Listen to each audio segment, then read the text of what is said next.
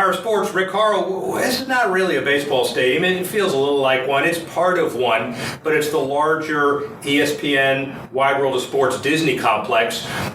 They've had this facility, the Braves have, since '97, but it's part of a larger event facility, and they have a whole bunch of other stuff going on here, as well as the Pop Warner Super Bowl, which ironically started here in December in 1997 and has been in existence from then on. Focusing on Pop Warner, one of the folks who has developed a significant following from an international perspective off of Pop Warner is the founder and president of Global Football, Patrick Steenberge. Got the title right? You got it all right. You got it. Got to take two worked, and I've got to tell you, this is a great organization to be involved with, and certainly we've had a history of talking before, but tell us about Global Football, where you're today. You know, and I never put together the dates, but in 1997, I just had this idea to give student athletes a chance to travel internationally, to visit other cultures, and to compete in what is known around the world as American football, what we just call football here. And it's been an amazing run. I mean, I've been to 28 countries on 6 continents with youth, high school, and college teams. And then about 10 years ago, John Butler called me, and we had known each other, and he said, "Hey, could you bring some international teams down to Orlando, be part of our Super Bowl?" And we're now year 9 that we brought international youth teams from around the world, and it keeps expanding. So it's fun to be part of this bigger event. So the 28 countries are varying stages of engagement, and of course the NFL attempts to dabble or be involved in a lot of different countries too. You guys work together, or at least follow each other's brands as far as being either at the front or the back of the NFL in these various countries? Yeah, and a lot of times for 11 years, from 97 to 2007, when NFL International was really rocking, when NFL Europe was going, we did an event at the Super Bowl, the NFL Super Bowl, called the Global Junior Championship that NFL branded and helped us support. We had NFL Europe coaches, so we were part of that. And now I'm involved in a number of events going on in China. In fact, I'm taking University of Pennsylvania, the Penn Quakers, over there in March to play against the Chinese. It's really an educational football tour, which they all are. But NFL has a big presence now in NFL China, so we work together whenever possible. And of course, you all have the same ultimate motive to grow the game internationally as well. How hard is it to grow American football in a place where they've not had it as part of their culture? You know, the great thing now is everybody's got this phone, and they can get the NFL Red Zone on it pretty much anywhere in the world. So kids and people are able to watch the game, get engaged in it. So I think that's helping. You know, and really my job is not so much expanding the game. Mine is more about the education of the kids, giving these kids a chance to travel and visit. And I always say that's the NFL's job. I'm happy to support it, and it happens while we do it. We always do camps and clinics wherever we go. We've helped some international student athletes come to America. A kid like Bjorn Warner, who was a first-round draft pick with Indianapolis, I helped him get into a high school in New England after they had contacted me from Europe. So there's a lot of things going on. What's great now is I have more teams globally wanting me to bring teams for games than I have teams ready to travel. So I'm looking to keep, finding teams that want to go, and visit other cultures, meet one another, kind of in the Olympic spirit. And Pop Warner really exemplifies it here in America, and now to be able to do it internationally. You got a kindred spirit in John Butler, clearly, because you both look for the same things in development and growth and educational standards and what it means to be part of this whole team. Give us an example of how you educate when you go to a country that maybe hasn't had as much football as before. Pick a country and tell us how you do it. Our most popular country to go visit is Italy. We take 2 or 3 colleges, usually NCAA Division III or NAI schools, every year there.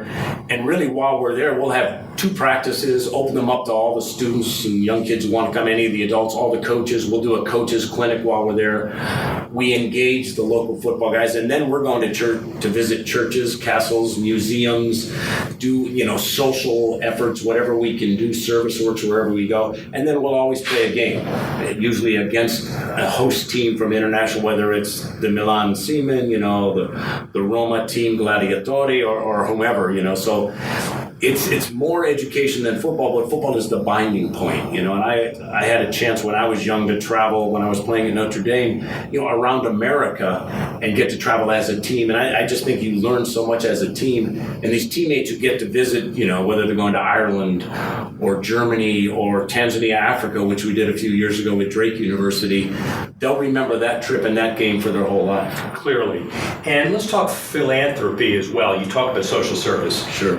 When you're in a country and you see the sights, how do you get into the culture and talk about doing good and leaving behind and leaving some kind of legacy as well from your side?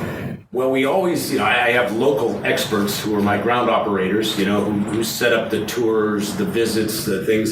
And then I'll try to always interface with the football people there also and just get as many doors open as we can. I guess the frustrating part for mine is I've not had, the kids got to raise the money. Yeah. This is not Michigan going to Italy and, somebody's writing a check. So the kids and the families got to raise their own funds. So that's always been the difficult part.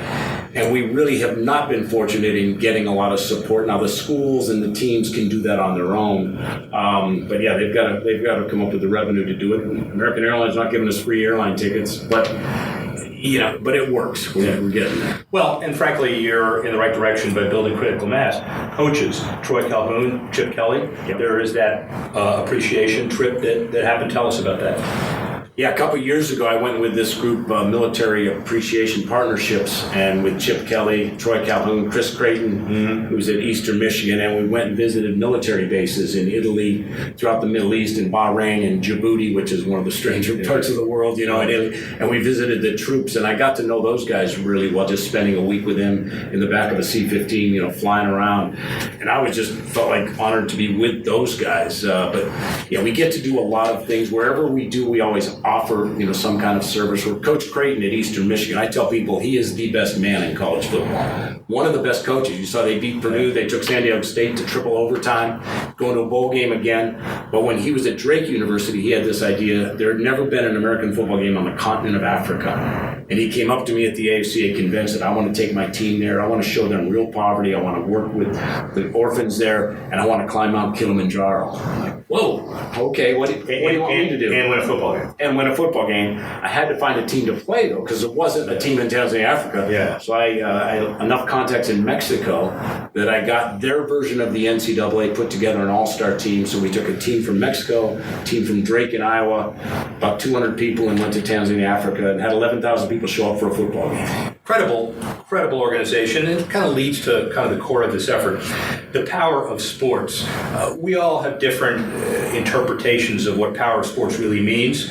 Yours is transcultural and transborder as well. What's the overall message of how powerful sports is and why it is? I think I'd go back to my own life and realize what it did. I was fortunate to have a good mom and dad. I got into sports. I had good support, went to good school.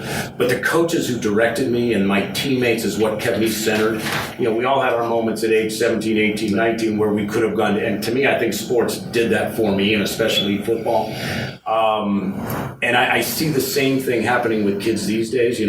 First thing I do on a tour is they get on the bus and I said, pull out your mobile phone. Everybody's got one. I said, you're not learning a darn thing on this phone. You're reading and you're seeing pictures. Today we're going to learn. We're going to go to the Coliseum, the real Coliseum, not the one in LA. And all of a sudden it becomes real for them.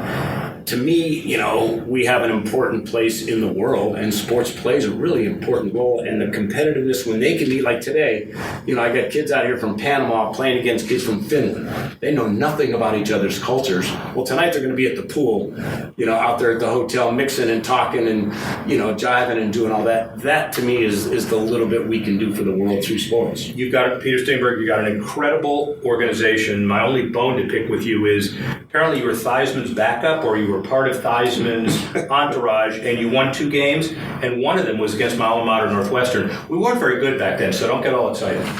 We pretty much, yes, I got to play a little. My sophomore year, I got to back up Joe.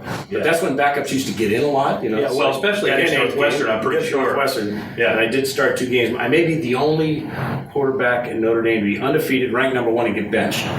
Very interesting. That is all right. Dynamic as they go to the playoffs, ladies and gentlemen. Patrick, thank you very much. Well, yeah.